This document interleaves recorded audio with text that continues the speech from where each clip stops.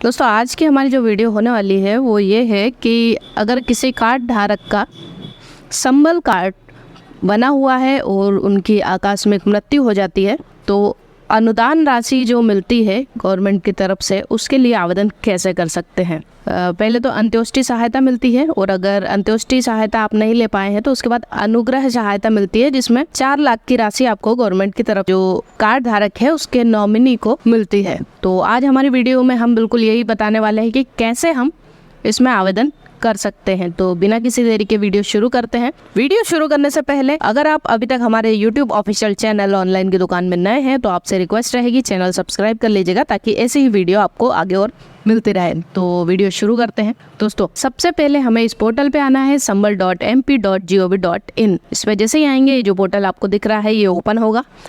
यहाँ पे यदि आपके पास संबल कार्ड आपने बनवाया था, कार्ड प्राप्त नहीं हुआ है तो आप आपकी जो समग्र सदस्य आईडी है उससे ये हितग्राही विवरण में जाके यहाँ पे आपके सदस्य आईडी डाल के विवरण देखे से कार्ड निकाल सकते हैं। ये तो हो गया कार्ड निकालने का। अब सेकंड ऑप्शन आता है कि हमें आवेदन कैसे करना है अनुग्रह सहायता के लिए। तो हमें नॉर्मली यहाँ सेवाएं पे जाना है। जैसे ही सेवाएं पे क्लिक करेंगे ये 4 ऑप्शन खुल रहे हैं। यहाँ पे हमें जाना है अनुग्रह हेतु आवेदन पे। इसको क्लिक करेंगे एक नया पेज ओपन होगा। यहाँ पे अब ये मांग रहा है कि जो कैंडिडेट जिसकी मृत्यु हो गई है उसकी 9 नंबर की यहाँ पे हमें समग्र आईडी डालनी है। तो दोस्तों समग्र आईडी ओपन करके रखिएगा। यहाँ पे हमने समग्र आईडी डाल दी। अब यहाँ पे करेंगे हम श्रमिक की जानकारी प्रदर्शित करें। जैसे इस पर क्लिक करेंगे कैंडिडेट की सारी डिटेल यहाँ पे ओपन हो जाएगी। अब हमें करना क्या है, देखिए यहाँ पे श्रमिक बेसिक रेसिडेंटल डिटेल आ रही है और फैमिली मेम्बर बेसिक डिटेल जिसकी डेथ हुई है उसकी डिटेल आ रही है।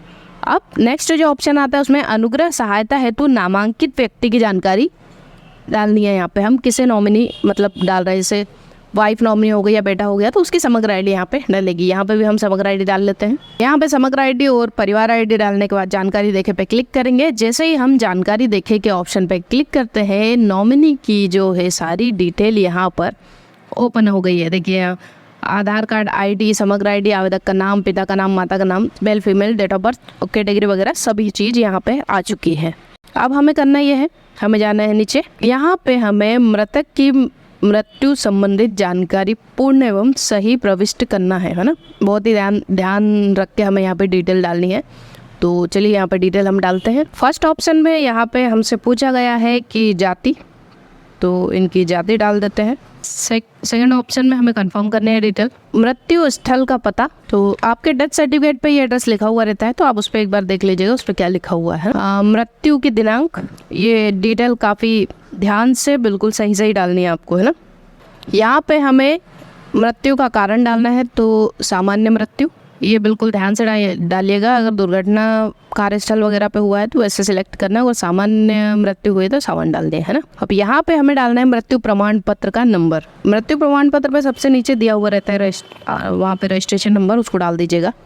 अब नेक्स्ट ऑप्शन आ रहा है कि मृत्यु प्रमाण पत्र दिनांक, किस तारीख को प्रमाण पत्र जारी हुआ है तो वो तारीख हमें यहाँ पे डालनी रहेगी। दोस्तों आपने ध्यान दिया होगा सभी चीज़ यहाँ पे हमें 2 बार डालनी पड़ रही है। मतलब इसका मतलब कि आपको जानकारी बहुत ही सोच समझ के बिल्कुल सही डालनी है, गलत बिल्कुल नहीं होना चाहिए। क्योंकि सामान्य मृत्यु हुई है तो 2 लाख रुपए का अनुदान आपको प्राप्त होगा। अगर यहाँ पे मृत्यु दुर्घटना स्थल पे होती, देखिए यहाँ पे अगर जैसे अपन दुर्घटना स्थल डालते हैं तो अमाउंट 4 लाख होता है और अगर सामान्य मृत्यु रहती है तो 2 लाख का अमाउंट मिलता है। ठीक है, नामांकित व्यक्ति का नाम आ जाएगा आपने जिसकी समग्र आईडी डाली है। दोस्तों एक बार क्रॉस चेक जरूर कर लीजिएगा सारी डिटेल सही है नहीं, बार बार बोल रही हूँ ताकि बाद में आपका फॉर्म कैंसिल ना हो। दोस्तों यहाँ पे डिटेल हमने सब चेक कर ली है। यहाँ पे हमें श्रमिक की मृत्यु प्रमाण पत्र की एक प्रति अपलोड करनी है जो JPG PNG में होनी चाहिए, है ना। PDF वगैरह यहाँ पे अपलोड नहीं होगा। तो यहाँ पे हम अपना जो डॉक्यूमेंट है वो अपलोड कर देते हैं। क्वालिटी अच्छी होनी चाहिए आपके डॉक्यूमेंट की, ध्यान दीजिएगा, ब्लर नहीं होनी चाहिए। यहाँ हमने सबमिट कर दिया है। जैसे ही हम इसको सबमिट करते हैं यहाँ देखिए आपकी जो इमेज है वो 50 से 250 KB के बीच होना चाहिए। हमारी क्योंकि ज़्यादा थी इसलिए ये एरर आया है। अब हम इसकी साइज कम कर लेते हैं। दोस्तों अगर आपको किसी इमेज का साइज कम करना हो तो नॉर्मली इमेज पर राइट क्लिक करके पेंट के ऑप्शन में जाना है। अपन को रीसाइज ऑप्शन देता है क्योंकि ये 750 हमको 250 चाहिए तो हम इसको लगभग 50% कम कर लेते हैं। ये बिल्कुल ध्यान दीजिएगा कि क्वालिटी ख़राब नहीं होनी चाहिए, डॉक्यूमेंट ब्लर नहीं होना चाहिए। ठीक है दोस्तों, यहाँ हमने जो आवेदन अपलोड कर दिया है अनुग्रह जानकारी को संरक्षित कर लिया है, स्वीकृत हेतु पदाधिकारी के पास आवेदन आपका लंबित है। तो दोस्तों यहाँ पे हमने आज देखा कि कैसे हम संबल का अनुग्रह राशि के लिए आवेदन कर सकते हैं। तो उम्मीद है दोस्तों वीडियो आपको पसंद आया होगा। अगर आपको जानना है वोटर आईडी कैसे अपडेट करते हैं तो राइट वाली वीडियो पर क्लिक कीजिएगा, और यदि कुछ सीखने का मन हो तो लेफ्ट वाली वीडियो क्लिक कर दीजिएगा।